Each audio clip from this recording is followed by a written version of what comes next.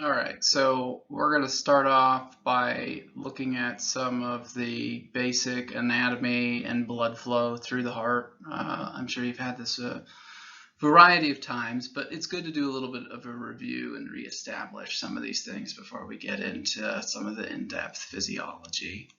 All right, so what we know about the heart is that obviously it rests within the thoracic cavity. It sits between the right and the left lung here.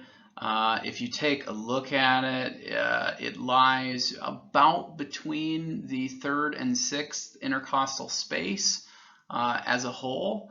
The heart very clearly rests on top of the diaphragm. And in talking about its total orientation, it's slightly left of the midline of the body. It's something like 1.5 centimeters, if I remember correctly. It's not much. It's pretty centrally located. It is a little bit to the left.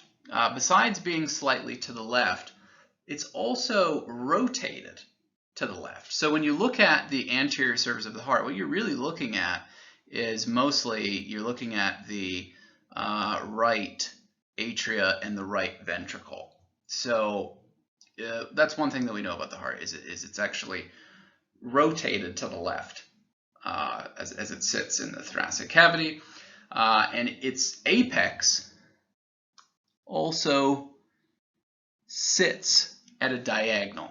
So the apex faces down at a diagonal towards, we could say like the left hip, for example. So the overall orientation of the heart is an oblique orientation, a diagonal orientation. If I erase this here, you can clearly see the oblique orientation of the heart. Anything else about its orientation? It's also actually it sits. If you think about the apex is actually rotated anteriorly a little bit as well. So the heart as a whole, right? It's rotated slightly to the left. Just rotated, and then the apex is pointed diagonally, and the apex is also pointed a little bit anteriorly as well. So in terms of its orientation, that's about all there is to say about the heart. However, when you start considering, which I know you've done, and I'm not involved with that, but when you start to consider like where to place the stethoscope to listen to different heart sound, you have to take into consideration that the heart is slightly to the left, that it's rotated, that the apex sits on a diagonal, its overall oblique orientation. All those things play an important role when you start discussing where to listen to what sound, for example. All right, so since we can get past that, let's keep going on. Of review as far as heart anatomy goes is what's called collectively the pericardium. The pericardium is really two things. You have the serous membranes. So if you remember, there's the the visceral serosa and the parietal serosa and the serous cavity and then the serous fluid. It's just like the lungs with the pleura. Okay, so there's that, and then there's actually another outer layer that's called it's just a layer of really kind of fibrous connective tissue. It's actually mostly dense irregular connective tissue. But let's take a look. I mean, here you can clearly see, right, the myocardium. That was a bad job with my cursor, but all that red stuff there is just the heart muscle. Okay, what directly adheres to the organ, when we talk about the serous membranes, you've got the visceral serosa, but instead of calling it serosa, we rename it the pericardium. So it's the visceral pericardium right here. Visceral pericardium. All right, and then we've got the outer layer. Remember, the membrane's actually continuous, but we have an outer layer that doesn't make contact with the organ. That would usually be called the parietal serosa, but in this case we throw out serosa and we call it pericardium. So we have the parietal pericardium. And then in the center, there's usually what's known as the, this serous cavity. It's just that empty space between the visceral serosa and parietal serosa. But instead of calling it the serous cavity, we call it the pericardial cavity because that's specific to the heart. And what's filled in there is serous fluid. But instead of calling it serous fluid, we call it pericardial fluid. This is just like the lungs, right? There's that pleural fluid, which is really serous fluid. Okay, so serous membranes. It's just specific to the heart. Now, what that fluid does is, well, as you know, the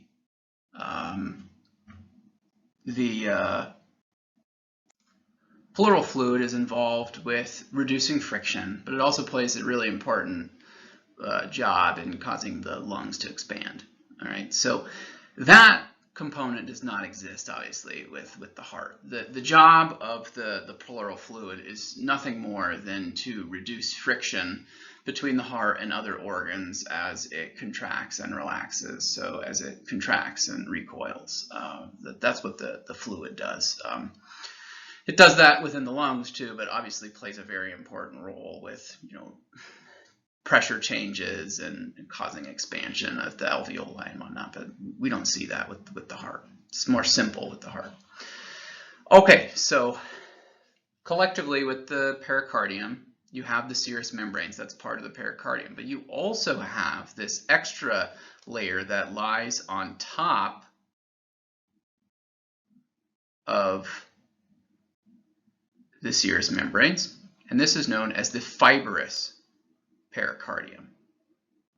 The fibrous pericardium surrounds the whole heart. It's very thick.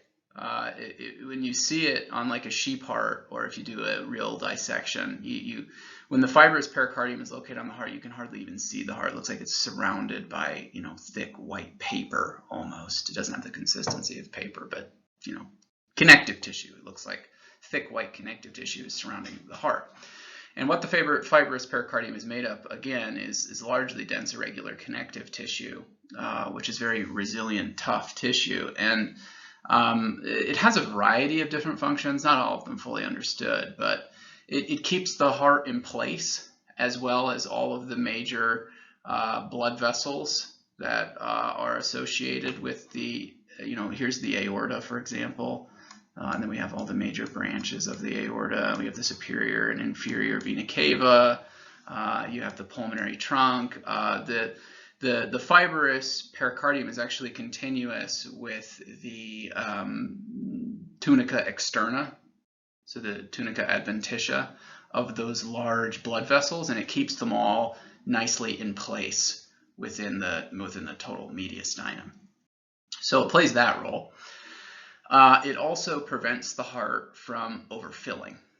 So it's tough, and it prevents the heart from overfilling with blood as well. So the fibrous pericardium does play some different important roles. So the pericardium as a whole, again, fibrous pericardium plus the serous membranes. So two more major layers of the heart. You've got the myocardium, which we're going to talk about a lot, and that's just the muscle. I already mentioned that. And then you've got the innermost layer, which lines the chambers, called the endocardium here. Now, the endocardium is just like the endothelium of blood vessels. It is just a layer of simple squamous epithelium. And exactly what all of its functions are debated and not fully understood. It certainly acts as a barrier between the blood that's in the heart and the heart muscle itself. So the heart muscle itself gets its blood supply from the coronary arteries, which lie on top of the heart. And now this blood that's in the chamber. Some of it's oxygenated, some of it's deoxygenated, whether we're talking about the left or the right side. So you don't really want the blood that's in the chambers to be interacting with the heart muscle itself. So one, I think, universal understanding is that the endocardium serves as a barrier between the blood in the chambers and actually the heart muscle itself. There are many other ideas as to what it does, but they're universal. They're not universal by any means, so I'm going to pass over those. So this is what we just talked about, right? We have three major layers to the heart wall. There's the pericardium, which is the fibrous pericardium plus the serous membranes. There's the myocardium, which is just the heart muscle. And then there's the endocardium, which is labeled here as the endothelium, which is true to blood vessels, but we often call it the endocardium when it's specific to the heart. So those are your three major layers of the heart wall. And now we can go on to talking about some blood vessels. And this is where we come back to this idea of the pulmonary and the systemic circuit, because we have to talk about the right side of the heart versus the left side of the heart. Here's the right side of the heart. Here's the left side of the heart. The right side of the heart is associated with the pulmonary circuit here.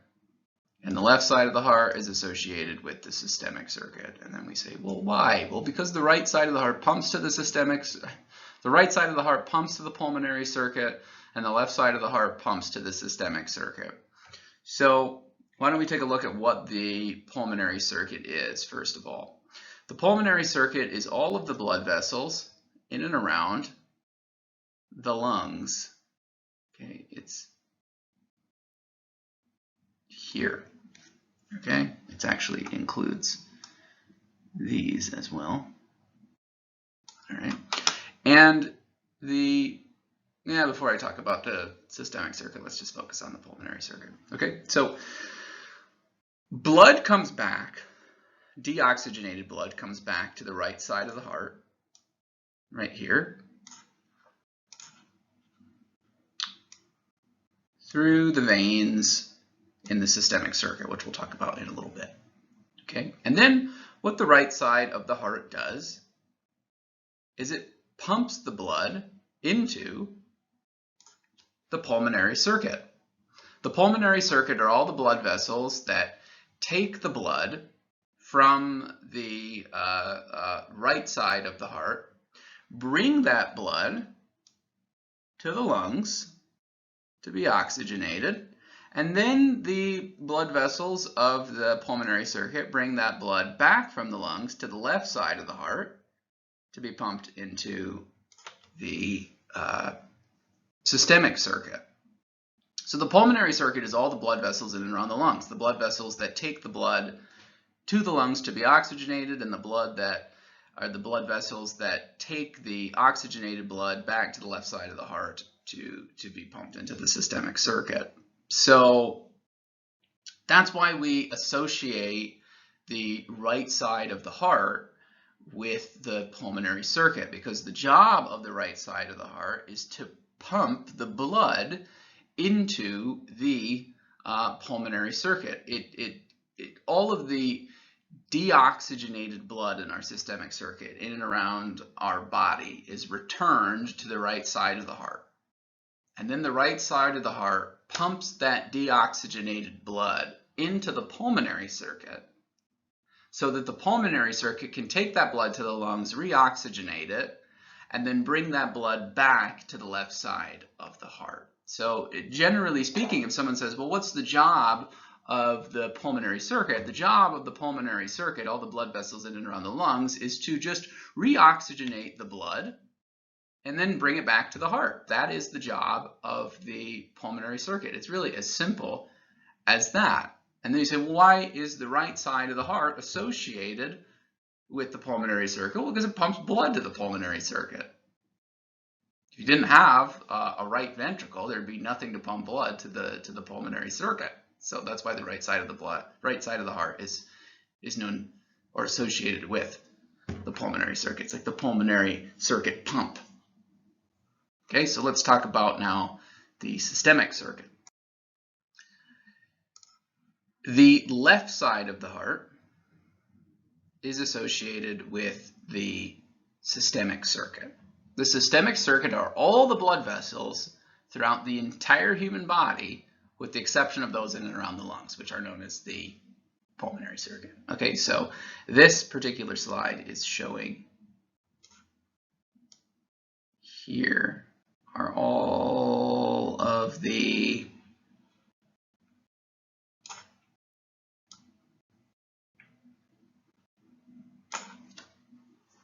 systemic circuit blood vessels. Okay, they're all going to be ultimately formed by the aorta. The aorta is going to branch into all of the blood vessels within the entire human body, with the exception of those in and around the lungs, the pulmonary circuit. So, okay, I think we established that this oxygenated blood came back to the left side of the heart through the pulmonary circuit, because that's part of the pulmonary circuit's job. After the blood's been reoxygenated at the lungs, it brings that oxygenated blood back to the left side of the heart. And then what the left side of the heart does is it pumps the blood into the systemic circuit. Pumps the blood into the aorta, and the aorta is going to form all the blood vessels in the entire human body, with the exception of those in and around the lungs. Okay, and then what happens is the blood is going to travel around the systemic circuit, and as it travels around the systemic circuit, it's going to go past cells all throughout our body. Maybe they're nervous cells, maybe they're muscle cells, maybe they're connective tissue cells. I don't know. It could be all sorts of different cells that the blood travels past within the systemic circuit. But regardless, when it goes past that tissue, the cells that make up that tissue, what's going to happen is the good stuff in the blood, the oxygen, the nutrients, the hormones, etc., that stuff is going to go from the blood into the tissue. And the bad stuff in the tissues, carbon dioxide, other waste products, they're going to go from the cells that make up the tissue into the blood. Okay, so as the blood travels through the systemic circuit, it's going to go past the cells within our body, and the blood is going to become deoxygenated. And after the blood becomes deoxygenated, it's going to get brought back to the right side of the heart. And then the right side of the heart is going to pump the blood to the pulmonary circuit, and the blood's going to get reoxygenated again. Okay, so what's the job of the systemic circuit as a whole? The job of the systemic circuit as a whole is to bring blood to all of the cells in your body so that the oxygen and nutrients can go from the blood into the tissue, and so that the carbon dioxide and waste products can go from the tissue into the blood. Okay, so the systemic circuit takes oxygenated blood to your tissues so that the oxygen and other stuff can go into the tissues, and the bad stuff can go from the tissues into the blood. And then, after the systemic circuit has taken that oxygenated blood past your tissues and it's become deoxygenated, the job of the systemic circuit then is to return the blood to the right side of the heart so that it can be brought into or pumped into the pulmonary circuit to get reoxygenated. So let's go through both of them. The job of the pulmonary circuit is to reoxygenate blood, right? Take deoxygenated blood to the lungs so that it can be reoxygenated, bring it back to the left side of the heart. The job of the systemic circuit is to take oxygenated blood, take the blood past your tissues so that the good stuff in our blood can go into the tissues and the bad stuff in the tissues can go into the blood. So the blood becomes deoxygenated. Systemic circuit takes the oxygenated blood past our tissues, the blood becomes deoxygenated, and now this deoxygenated blood that's within the systemic circuit can be returned to the right side of the heart so that it can be pumped back to the pulmonary circuit, right? And then the cycle just repeats itself over and over and over again. This is just text form of what I said, and now we can go through basically how blood goes through the heart, because the path the blood takes through the heart, because I know that I went over this in the past, but I don't know if you remember it at all or not. So it's pretty relevant for the physiology discussion. This is just a reminder of the order of blood vessels. So we're going to go into these in a little bit more detail. It's more of something that you would cover in more vascular physiology and anatomy, which we're going to do some of, but not going to focus on exclusively in this class. So blood vessels that leave, or should say leave the heart, they take blood away from the heart. Those are always going to be referred to as arteries, okay, no matter what. This is something that people mix up. I know that I've told you this in different lectures that I've done, but I have to re-emphasize it because people forget it.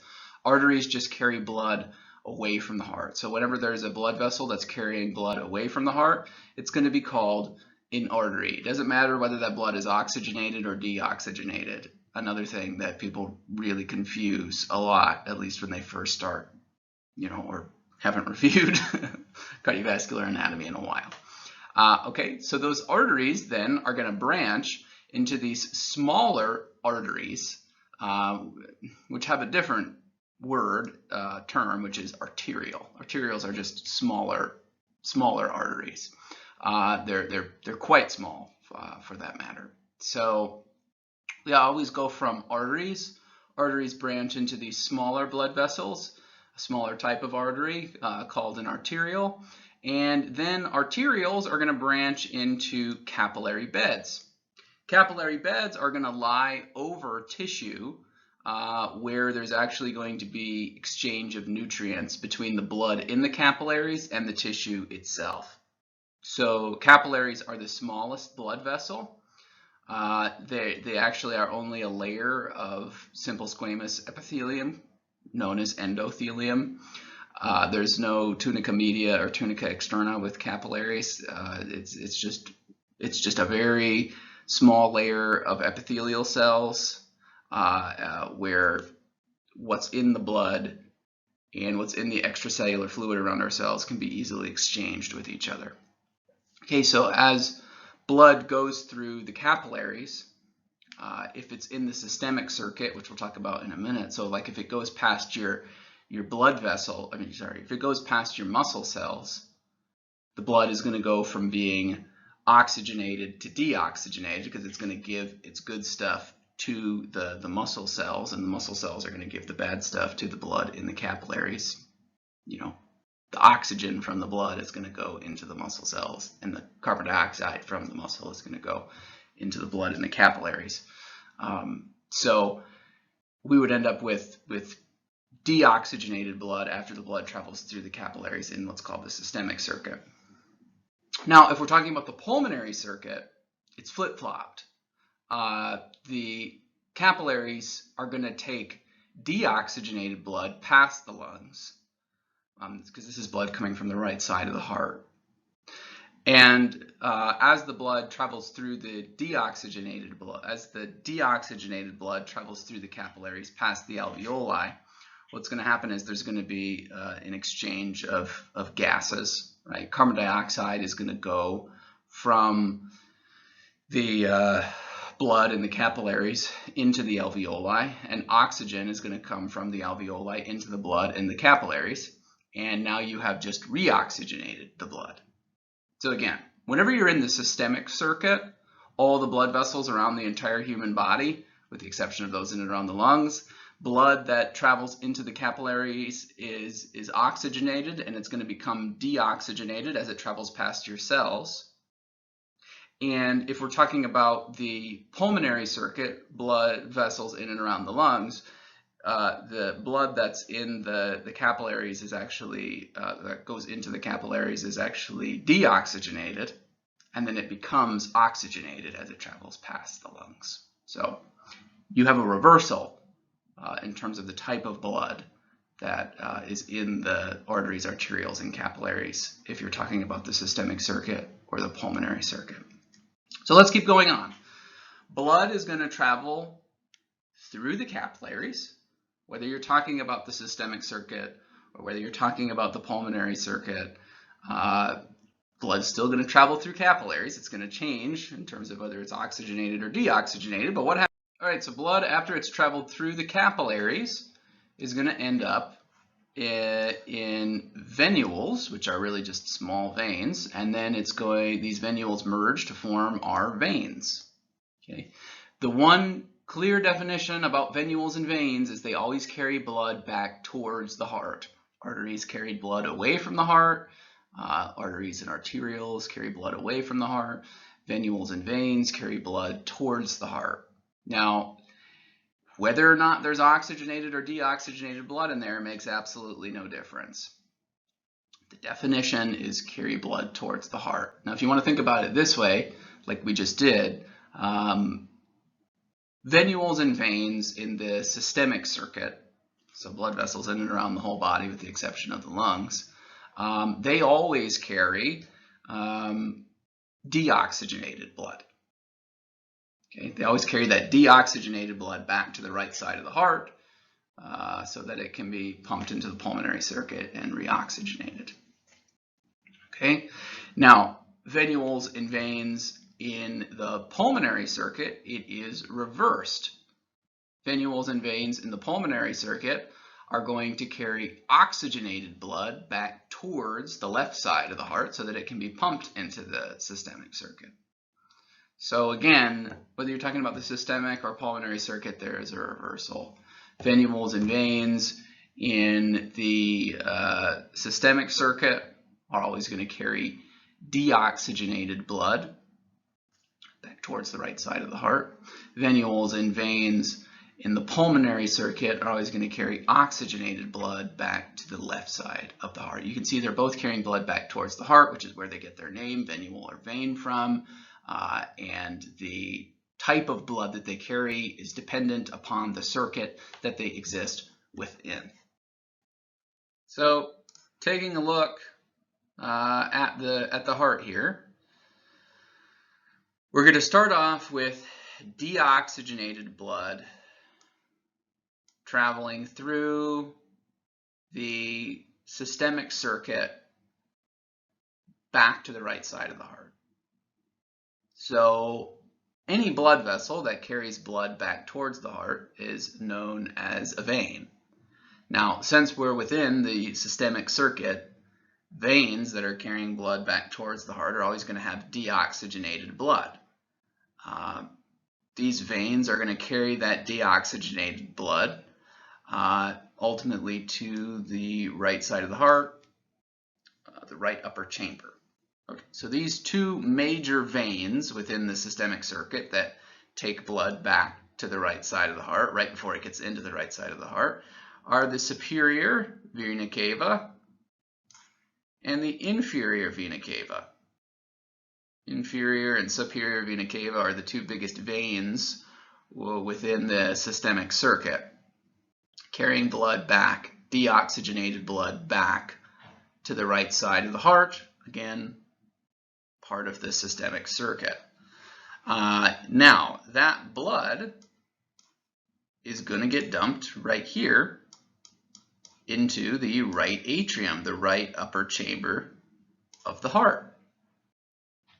Okay, so superior and inferior vena cava bring that deoxygenated blood back to the right side of the heart and dump it into the right atrium.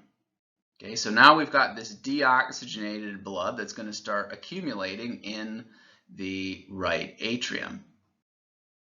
Now, as blood accumulates inside of the right atrium, the accumulation of blood within the right atrium is going to start applying pressure to what's known as our tricuspid valve.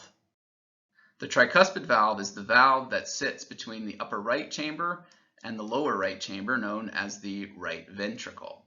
Okay, so the accumulation of blood in the right atrium is actually what causes the tricuspid valve to open It's not contraction of the atria. It's just pressure buildup. So as pressure builds up in the right atrium, the deoxygenated blood causes the tricuspid valve to open, and now this deoxygenated blood starts flowing into the right ventricle. All right. After about 80% of the blood is actually now within the right ventricle, the right atria contracts. The contraction of the right atrium is just to push the remaining 20% of blood from the right atrium into the right ventricle. Point of me saying this, the majority of blood in the right atrium just flows through pressure gradients into the right ventricle. Only 20% is moved from the right atrium into the right ventricle because of contraction of the atria. Has little effect. Okay, so great. Now we've got all this blood in the right ventricle. By the way, I never even highlighted right ventricle, right? There's right ventricle right there. We've got all this deoxygenated blood in the right ventricle. And then what's going to happen is the right ventricle, here's the musculature of the right ventricle. The right ventricle is going to contract. And I would like to point out these little finger-like projections. These are muscles called papillary muscles. They must be highlighted somewhere. Oh, they're over here, but my face is in the way. Okay, it's right here. Can't see it. They're called papillary muscles. All right, papillary muscles are part of the right ventricle as well as the left ventricle. We'll talk about those in a little bit. And when the right ventricle contracts, so do the papillary muscles because they're part of the right ventricle.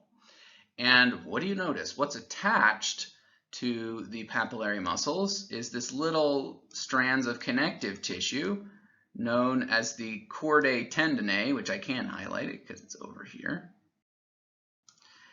And the chordae tendineae attaches to the tricuspid valve. Okay, so where am I going with this? Right ventricle contracts. When the right ventricle contracts, that's going to push the blood against the tricuspid valve and shut it. Okay? The pushing of blood against the tricuspid valve is what actually closes the tricuspid valve. Great. That's going to prevent the blood from flowing from the right ventricle back up into the right atrium. But the thing is,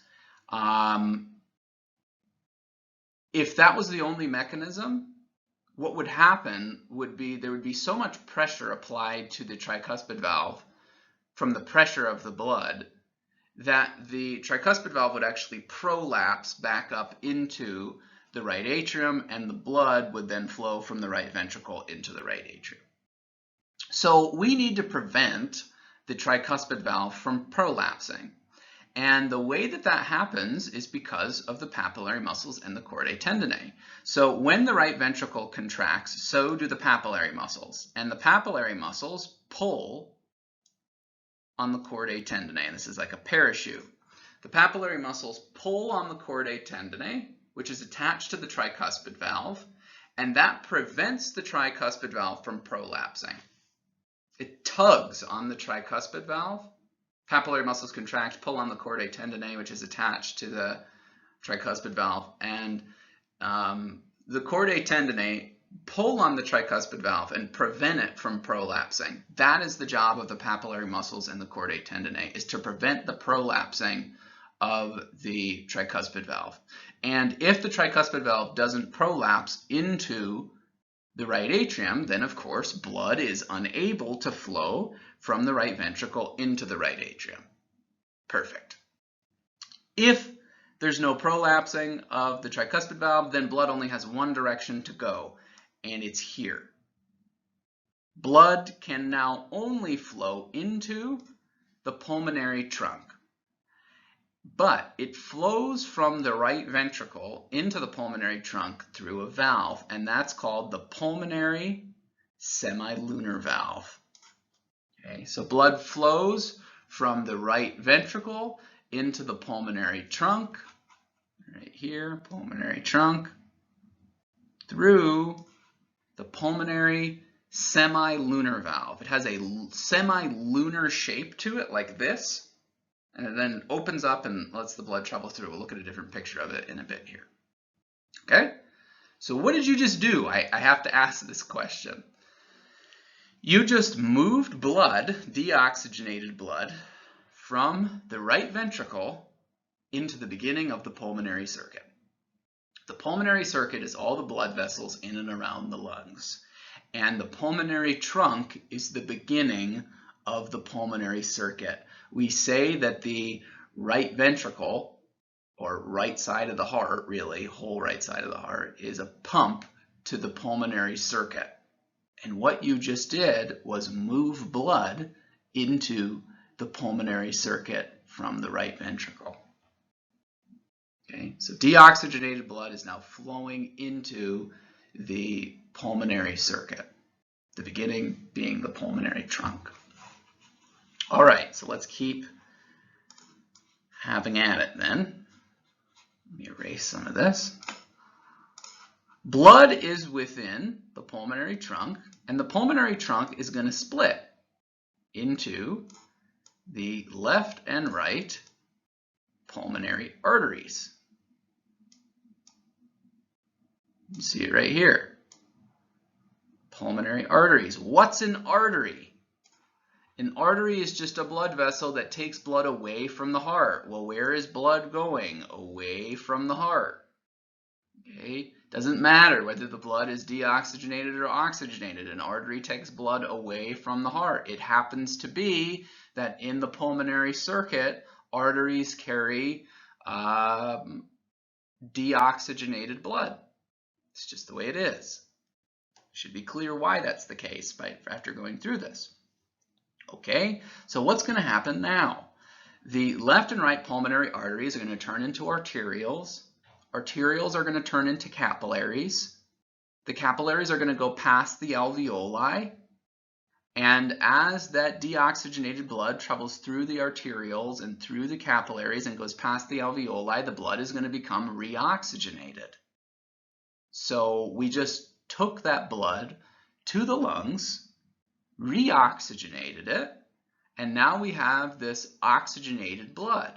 The oxygenated blood is going to travel into venules and then ultimately into what are known as our pulmonary veins, because what happens? We go from venules to veins. A vein is always a blood vessel that takes blood back towards the heart.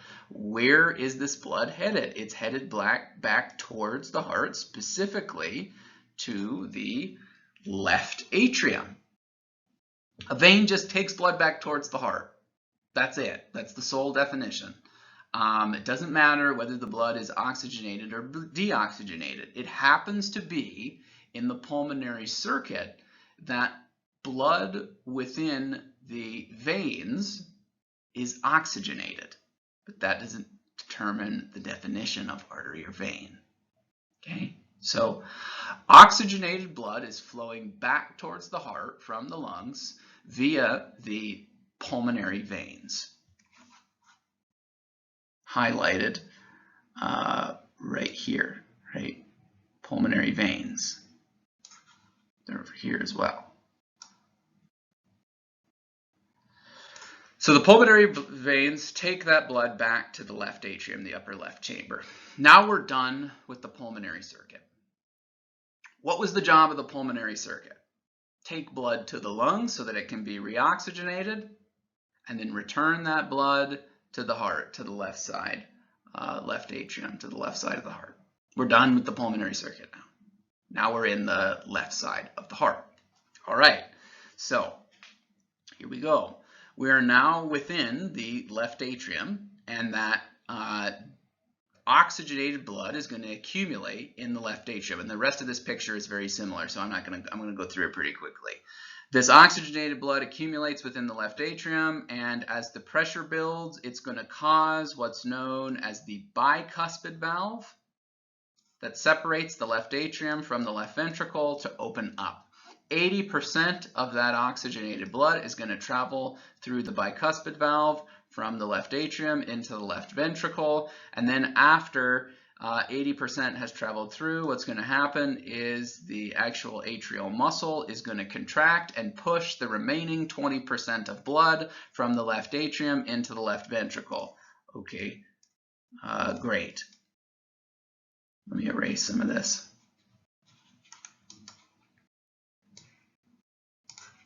All right, so now we've got all this blood within the left atrium, and then what's going to happen? We've got all this blood within the left ventricle. We've got all this oxygenated blood that came from the pulmonary circuit, right, back from the lungs. We've got all this oxygenated blood within the left ventricle. And what's going to happen is the left ventricle is going to contract. And if the left ventricle contracts, so do the papillary muscles, which the papillary muscles have chordae tendineae attached to them, which attach then to the bicuspid valve. Okay, so as the left ventricle contracts, the blood is going to push against the bicuspid valve and it's going to shut the bicuspid valve. But contraction of the papillary muscles pulling on the chordae tendineae is going to prevent the bicuspid valve from prolapsing back up into the left atrium. That's what the papillary muscles and the chordae tendineae do, is they prevent prolapse of the valves. Now, if the bicuspid valve closes, that and doesn't prolapse, that gives this oxygenated blood within the left ventricle one direction to go, and it is into the aorta. It travels into the aorta through what's known as the aortic semilunar valve. The aortic semilunar valve separates the left ventricle from the aorta, just like the pulmonary semilunar valve separated the right ventricle from the pulmonary trunk. Okay, so this oxygenated blood travels from the left ventricle through the aortic semilunar valve into the aorta. The aorta is the beginning of the systemic circuit. The aorta is going to branch into every single blood vessel around the entire human body, with the exception of those in and around the lungs. Right? The pulmonary arteries and veins. Those aren't part of the systemic circuit, but the aorta is going to branch into every single blood vessel in and around the entire human body. And what are those blood vessels going to do? They're going to deliver that oxygenated blood from the left side of the heart to the tissues. There's going to be an exchange of nutrients. It's going to give the oxygen and nutrients to the tissues. The tissues are going to give carbon dioxide and byproducts to the blood. And then the systemic circuit is going to return that deoxygenated blood to the right side of the heart. Okay? What's the job of the systemic circuit? To deliver oxygen and nutrients to our cells and then take the deoxygenated blood back to the right side of the heart. So you can see, right, the left side of the heart is a pump to the systemic circuit. And that is it, at least for the systemic and pulmonary circuit and the path that blood takes through the heart. So let's talk a little bit about where heart sounds come from. I know you've done that extensively too, but a good reminder probably wouldn't hurt. These slides are all just text form of what I just said about valves and, you know, chambers, so forth and so on. Okay, so let's say this when we talk about heart sounds. We know that, like, when you go through the example of blood going through the heart, you do it one chamber by chamber. But that's not the way that it works, obviously, when the heart contracts. When the heart contracts, the left and right atrium contract, and that pumps the blood from the left and right atrium into the left and right ventricle. and then the left and right ventricles contract, and that then pumps the blood from the left and right ventricle into the aorta and into the pulmonary trunk. Okay, so the atria and the ventricles, they contract together. I mean, the left and right atria contract first, and then the left and right ventricle contract. But as far as the atria go, the left and right contract together, and the ventricles go, the left and right contract together. Okay, so I say that because when we think about heart sounds, this is what we have to realize. That with heart sounds, there's the lub-dub noise. And where that noise comes from is, first of all, contraction of the left and right ventricle. When the left and right ventricle contract, that pushes blood against the tricuspid and bicuspid valve within the, ultimately the left and right chambers, and closing of the tricuspid and bicuspid valve is what causes the lub noise. So when the left and right ventricles contract and blood is pushed against the tricuspid and bicuspid valves and they close, that creates the lub noise. What about the dub noise? When the left and right ventricles relax, first of all, let's say, what did the left and right ventricles do? The left and right ventricles pushed blood from the left and right ventricle through the aortic and the pulmonary semilunar valves, right?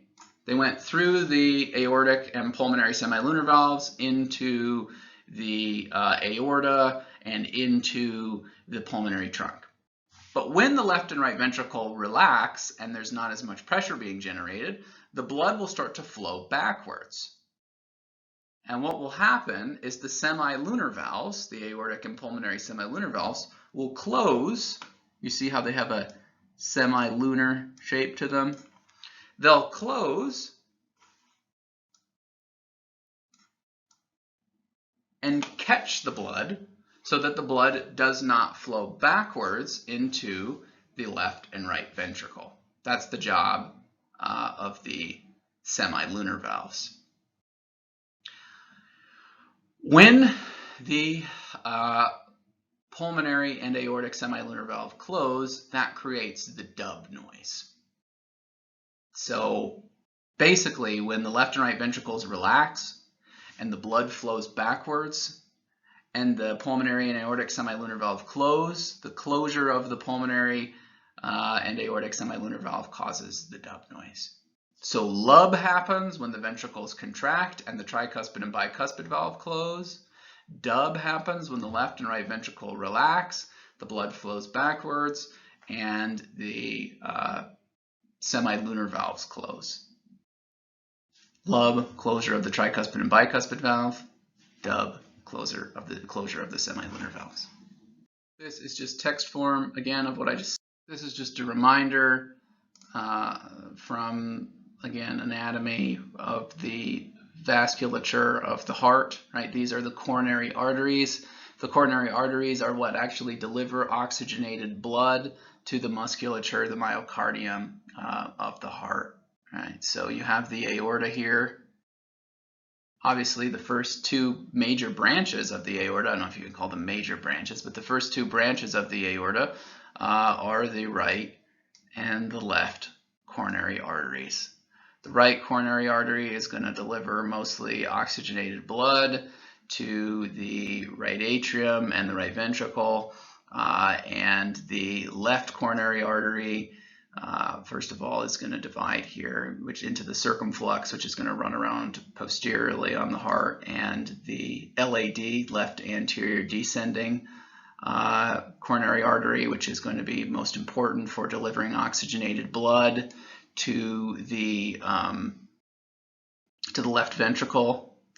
LAD, often known as the widowmaker, because if you get plaque in here, atherosclerosis, and you end up with a clot, heart attack, the likeliness that someone's going to die is quite high.